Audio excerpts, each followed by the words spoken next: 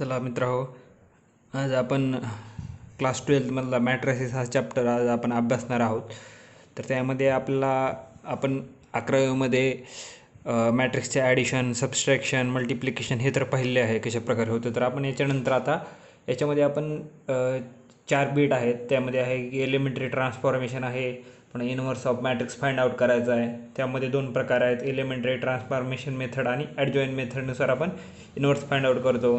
त्यानंतर मॅट्रिक्सचे ॲप्लिकेशन आहेत आणि त्याचा यूज आहे तो म्हणजे सिस्टीम ऑफ इक्वेशन आपण आहे ax + by + c = 0 अशा फॉर्ममध्ये सिस्टीम ऑफ इक्वेशन असेल तर त्यावेळेस ते सोल्व करण्यासाठी आपण काय करतो, मॅट्रिक्सचा यूज करतो. म्हणजे ते कशा प्रकारे, त्यामध्ये मेथड ऑफ इन्व्हर्जन आहे आणि मेथड ऑफ रिडक्शन आहे. तर आपण पहिल्यांदा आपण काय करूयात, तर एलिमेंटरी ट्रान्सफॉर्मेशन पाहूयात. त्यामध्ये बघा, त्यामध्ये पहिल्यांदा 3 एलिमेंटरी महत्त्वाचे 3 एलिमेंटरी ट्रान्सफॉर्मेशन आहेत. म्हणजे ते रोवर पण वापरले जातात आणि कॉलमवर पण वापरले जातात, असे म्हणून 6 होतात, पण बेसिकली 3च पहिले आहेत. त्यामधला पहिला आहे interchanging of any 2 rows or columns. तर त्यामध्ये आपण काय करतो, 2 रो किंवा कॉलम इंटरचेंज करतो. तर ते आपण कसं डिनोट केलं जातं, so it is denoted as RI interchange with RJ जर हे रोसाठी, and CI interchange with CJ हे कॉलमसाठी. म्हणजे आयत रो हा जेथ रोने इंटरचेंज होणार आणि आयत कॉलम हा जेथ कॉलमनी इंटरचेंज होणार. और ह्याला आपण कशा प्रकारे डिनोट करतो, RIJ और CIJ. म्हणजे याच्यासाठी हे नोटेशन आणि याच्यासाठी हे नोटेशन आपण यूज करतो. आता बघा, एक्झाम्पल जर घेतलं आपण फॉर एक्झाम्पल R12 जर म्हणलं तर काय होईल, तर first row is interchange with second row and second row is interchange with first row, असं होईल. आता A आपण हा मॅट्रिक्स घेतला, 1 2 3 4 हा मॅट्रिक्स जर घेतला, अँड इफ वी यूज, आपण जर काय यूज केलं याच्यावर R12 यूज जर घेतलं तर वी गेट ह्याचा इक्विव्हॅलंट मॅट्रिक्स. म्हणजे ह्याचा इक्विव्हॅलंट मॅट्रिक्स कोणचा भेटणार आहे, याच्यानंतर फर्स्ट रो आहे, सेकंडनं आणि सेकंड फर्स्टनं इंटरचेंज झाले तर काय होईल, 3 4 1 2 होणार. बरोबर आहे ना. हां, पुन्हा अगेन आपण जर याच्यावर काही अगेन आपण काय यूज केलं याच्यावर C12 जर आपण याच्यावर यूज केलं तर काय होणार आहे, हा फर्स्ट कॉलम सेकंडने आणि सेकंड कॉलम फर्स्टने चेंज होणार आहे. आणि वी गेट काय मिळणार आपल्याला, further this will be similar to काय होणार, हा 4 2 3 1 हा कॉलम याने आणि हा याने इंटरचेंज झाला. बरोबर आहे. आता आपण हे तर R12 आहे, तर त्याला आपण कसं म्हणू शकतो, त्याला आपण R1 इंटरचेंज विथ R2 असं लिहू शकतो. बरोबर आहे. अँड आपण इथं C12ला कसं लिहू शकतो, column C1 is interchange with C2. हे नोटेशन आहेत, फक्त हे वेगवेगळ्या प्रकारे दाखवता येतात. आता याच्यानंतर जर आपण काय केलं, दुसरा सेकंड आहे multiplication of elements, multiplication of the elements of rows और column by non zero scalar. इथं काय करतो आपण, कोणत्याही एका रोला किंवा कॉलमला आपण काय करतो, नॉन झिरो स्केलरनं मल्टिप्लाय करतो. मग आपण हे कशा प्रकारे दाखवू शकतो, नोटेशन बघा, आपण दाखवतो की RI is change to K into RI हे नोटेशन वापरलं. तर याचा मिनिंग काय होतं की आपण RI म्हणजे RI रोला आपण काय केलं, K ह्या स्केलरने मल्टिप्लाय केला. आता रोला कशा मल्टिप्लाय करतो आपण स्केलरनी, तर प्रत्येक एलिमेंटला आपण काय करतो, K ह्या स्केलरनी मल्टिप्लाय करतो. जर एक्झाम्पल आपण काय घेतलं, A फॉर एक्झाम्पल घेतलं तुम्ही 0 2 3 4 0 2 3 4 जर घेतलं, देन आपण काय यूज केलं, समजा याच्यावर R2 is change to 4R2 gives हे काय भेटणार आहे आपल्याला, आता आपण काय होणार आहे, याला 4 मल्टिप्लाय करणार आहे. तर आपल्याला काय मिळणार, ए इक्वल टू काय भेटेल, फर्स्ट रो तर ॲज इट इज राहणार. सेकंड रोला आपण काय केलं, 4 मल्टिप्लाय केलं तर काय होणार 12 आणि 16. तर हा काय मिळतो आपल्याला, करस्पॉन्डिंग मॅट्रिक्स मिळतो. ए हा सिमिलर असतो, नॉट इक्वल टू असतो. आता जसं रो आहे तसं कॉलमसाठी पण आपण एकदा हे ऑपरेशन यूज करून बघू. समजा आपला मॅट्रिक्स हाच दिलेला आहे, ए इक्वल टू काय 0 2 3 4 दिला आहे. आता याच्यावर काय केलं आपण, काय वापरलं, C1 चेंजेस टू 3C1. तर ह्याच्यावरनुसार काय भेटणार आहे आपल्याला, आपण काय केलं, C1ला म्हणजे फर्स्ट कॉलमला काय केलं 3 मल्टिप्लाय केलं तर काय मिळणार आहे आपल्याला, ए इज इक्विव्हॅलंट टू काय भेटणार आहे 0, याला मल्टिप्लाय केलं तर 9. सेकंड कॉलममध्ये काही चेंज होणार नाही, टू ॲज इट इज 2 आणि 4 हे ॲज इट इज राहणार झाले.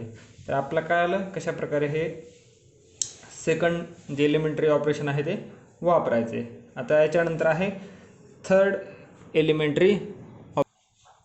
तर थर्ड कोणता आपला एलिमेंटरी ऑपरेशन आहे, adding the scalar multiple of any row or column to the elements of the another row or column. म्हणजे आपण काय केलं, एखाद्या रो किंवा कॉलमला काय करतो आपण मल्टिप्लाय करतो स्केलारने आणि ते दुसऱ्या रो किंवा कॉलममध्ये त्याला ॲड करतो. फॉर एक्झाम्पल आपण काय घेतलं, के हा स्केलार घेतला आणि आपण काय घेतलं की त्याला आपण आर जे चेंज करायचं आहे आपण.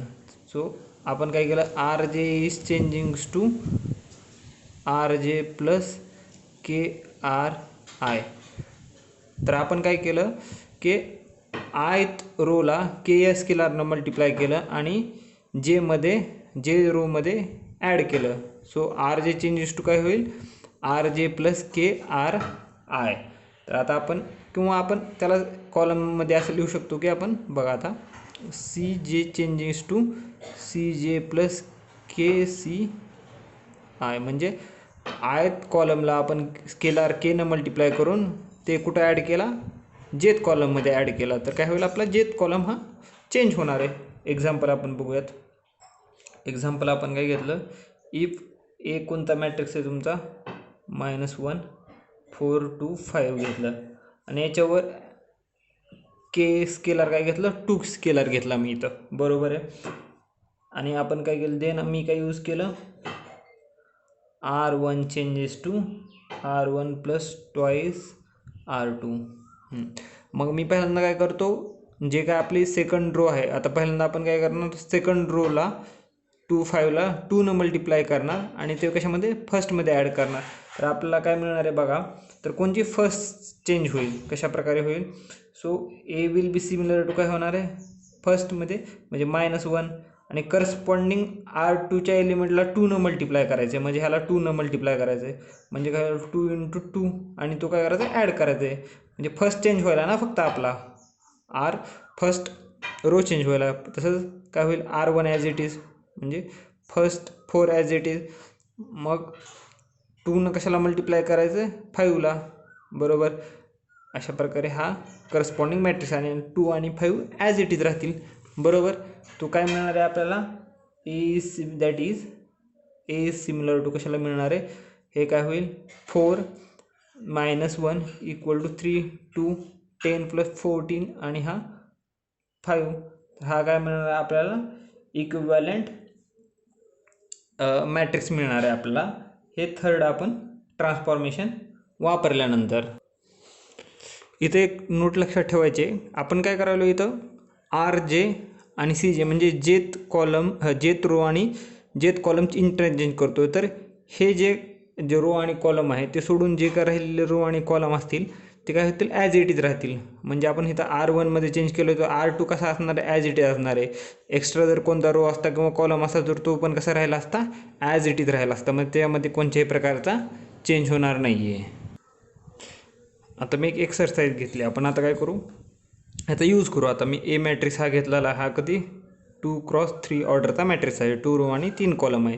याच्यावर मी कोणतं थर्ड आपलं लिनियर ट्रान्सफॉर्मेशन यूज केलं, तर काय केलं, C1 changes to C1 plus twice C3. तर आपल्याला कोणता मॅट्रिक्स मिळतं आहे हे आपल्याला शोधायचं आहे. तर आपण काय करू, ए आपण लिहिला ॲज इट इज 1 0 2 2 3 4. नाव काय घेतलं आपण, C1 changes to C1 plus twice C3 gives, काय केलं आपण, C1 changes to twice C3 म्हणजे C1 चे एलिमेंट ॲज इट इज त्या C3 च्या एलिमेंटला 2 न मल्टिप्लाय करून ते काय करायचे, C1 मध्ये ॲड करायचेच. 2 × 2 हा 2 न काय केलं, याला मल्टिप्लाय केलं, हा 2 ॲज इट इज 2 ने कशाला मल्टिप्लाय केलं, C3 4 न मल्टिप्लाय केलं आणि रिमेनिंग एलिमेंट 0 3 2 आणि 4 ॲज इट इज राहतील. सो आपला काय मिळणार झाल्यानंतर ए इज इक्विव्हॅलंट टू काय बनला, हे 5 हे 8 आणि 10 0 3 2 4 म्हणजे हा काय भेटला आपण, C1 is changing to C1 plus twice C3 केल्यानंतर आपल्याला करस्पॉन्डिंग हा मॅट्रिक्स भेटलेला आहे. इथं मी आणखी एक एक्झाम्पल घेतलेलं आहे. ए हा मॅट्रिक्स 3x3 ऑर्डरचा हा मॅट्रिक्स आहे. त्याच्यावर मी काय करणार आहे, 2 लिनियर ट्रान्सफॉर्मेशन वापरणार आहे. पहिला आहे की आपण काय करणार आहोत, स्केलरनं मल्टिप्लाय करणार आहोत. इथं मी ह्या मॅट्रिक्सवर 2 ट्रान्सफॉर्मेशन वापरणार आहे. पहिलं स्केलरनं मल्टिप्लिकेशन, नंतर स्केलरनं मल्टिप्लिकेशन करून एखाद्या C3 मध्ये ॲड करणार आहे C2 कॉलमला. तर आपण काय करणार, पहिल्यांदा असं दिलं असेल तर पहिला लिनियर ट्रान्सफॉर्मेशन वापरून घ्यायचा. नाव ए इक्वल टू काय भेटलं आपला, 1 - 1 3 2 1 0 3 3 1. नाव R1 चेंजिंग्स टू 3R1. R1ला कुठे चेंज केलं मी, 3R1 म्हणजेच मी काय केलं, R1च्या प्रत्येक एलिमेंटना काय केलं, 3 न मल्टिप्लाय केलेलं आहे. सो काय केलं, वी हॅव काय मिळालं आपल्याला इथं, ए विल बी सिमिलर टू, आता प्रत्येक एलिमेंटला फर्स्ट रोच्या 3 न मल्टिप्लाय केला तर काय होणार, 3 - 3 आणि हे 9 तर काय होणार, 2 1 0 3 3 1 भेटलं, बरोबर ना. त्याच्यानंतर आपण काय करणार आहोत, नाव C3 इथं काय चेंज व्हायला, हा असं दिलं म्हणजे C3 चेंज व्हायला आहे. So C3 is changings to 3C3 plus twice C2 म्हणजे थर्ड कॉलममध्ये आपण काय केलेलं आहे, सेकंड कॉलमला 2 न मल्टिप्लाय करून त्यात ॲड केलेला आहे. तो आपल्याला काय मिळणार आहे, this matrix will be similar to, again first column as it is राहणार आहे 3 2 3 as it is. Third column change व्हायला लक्षात घ्या, सेकंड पण ॲज इट इज -3 1 3. हे जे ऑपरेशन आहे पहिला कॉलम तो चेंज होत असतो. आता आपण काय करलो, third column as it is, so 9 as it is. त्यानंतर सेकंड कॉलमच्या एलिमेंटला 2 न मल्टिप्लाय करतो आहे म्हणजे 2 × -3 0 ॲज इट इज, 2 × 1 1 प्लस 2 × 3 आलं लक्षात. सो याच्यानंतर हा काय मिळणार आहे, दिस विल बी सिमिलर टू, हा कशाला सिमिलर असणार आहे, 3 2 3 -3 1 3. दिस विल बी 9 - 6 म्हणजे हा कधी होणार आहे, 3. This will be 2 and this will be 6 + 1 7. So आपला काय मिळणार आहे, ज्यावेळेस हे आपण 2 एलिमेंटरी ट्रान्सफॉर्मेशन वापरू त्यावेळेस आपला करस्पॉन्डिंग हा मॅट्रिक्स मिळणार आहे. तर अशा प्रकारे तुम्ही काय करू शकता, वेगवेगळे एक्झाम्पल ह्या ट्रान्सफॉर्मेशनचा यूज करून सोडवू शकता.